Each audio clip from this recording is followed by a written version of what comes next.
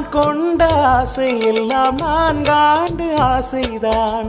உறங்கும் போதும் ஒலிக்கும் அடி உன் கொலுசின் ஓசைதான். நீ வீசும் பார்வை இல்லை நெருப்பாச்சி நெஞ்சம்தான்.